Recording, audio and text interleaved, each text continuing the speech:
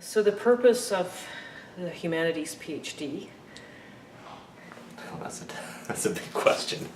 it's a difficult question to answer.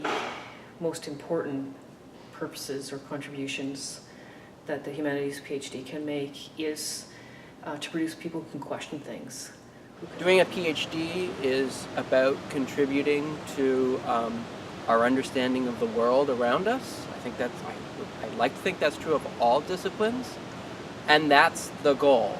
And I know we all want to know where things we do lead to, but we can't lose sight of the reason one should be doing a PhD is to advance human knowledge.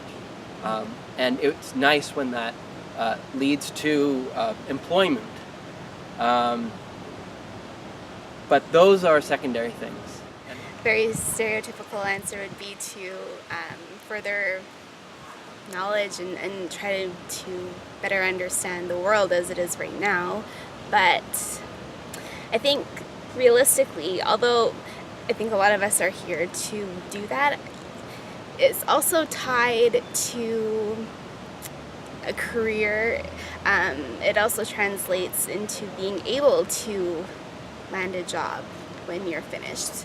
I received the advice that if there was anything that I could imagine doing besides academic work, anything at all, I should do that.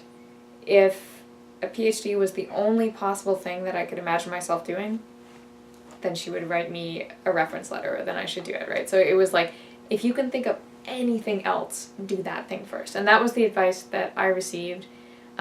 So I don't think that I went into graduate study with any illusions about whether or not it was a good life choice or How do we get people out there to recognize the skills that our students have? How do we get our students to recognize that their skills are have applicability beyond an academic context? How do we teach them to market themselves? How do we teach ourselves to teach them to do these things, since we have no experience within the academy? The biggest challenge is probably just making sure that the PhD is relevant in today's job market. It's fairly easy to end up setting up a PhD program so it is relevant for the academy and getting a job, say as a tenure track professor or working as an instructor somewhere, at a college or a teaching university. But not everybody can get those jobs, so we need to make sure that it's relevant for people getting research jobs elsewhere, so that they end up so they're not too eclectic and have an incredibly amount of specific knowledge that isn't relevant elsewhere. They need to have the skills that they can end up applying to working for government, working for NGOs, or doing consulting work if they're able to do so. I would not like to see major changes to the PhD. I think it's a fool's game to try to all of a sudden turn our graduate students into marketable products. Trying to guess what the job, trying to guess how to train people for the job market you're always going to lose that, because the job market changes far more quickly than we ever can.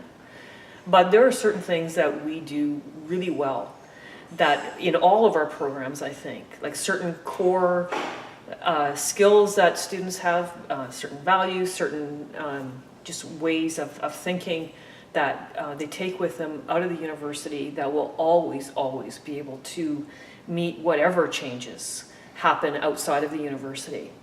And what's sort of needed now are just examples of what people have been doing. I can think in my own field, there are a number of people who are pursuing rich, valuable, money-making, viable careers that aren't strictly in a tenure-track job, but they're contributing greatly, in some ways, to the discipline still, by bringing the discipline to a wider audience, to the public, by applying, their thinking skills to a variety of problems.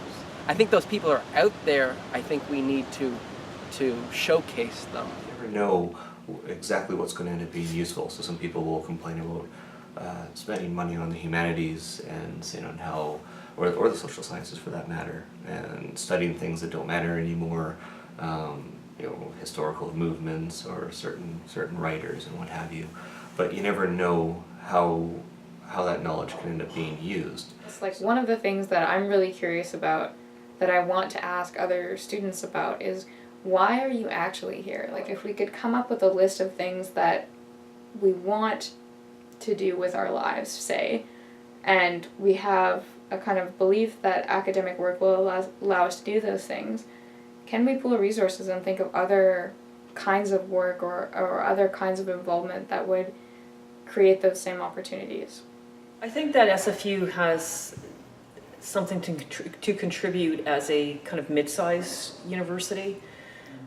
So we're very broad-based, and that gives us lots of different points of comparison in thinking about the PhD and what it can do. Because we're not an extremely large institution, it might open up possibilities of people working together and thinking about that a little bit more than we have in the past. SFU also has a tradition, or at least it fancies itself as having a tradition of innovation, of thinking, if not exactly counter-culturally, just thinking a little bit outside of the mainstream. And I think that has never really died here. SFU has sort of prided itself on being the engaged university, so it already lots of efforts to connect research into the community. So we are the place this should happen, I think, because the nature of the kind of university we're striving to be. And there are examples from how engagement has been working at the faculty level, and I think maybe some of those lessons could be applied to the PhD level. So I think SFU would be the right place to try out some of these new ideas about really connecting PhD candidates with non-academics early on in their studies, to keep lots of these options open.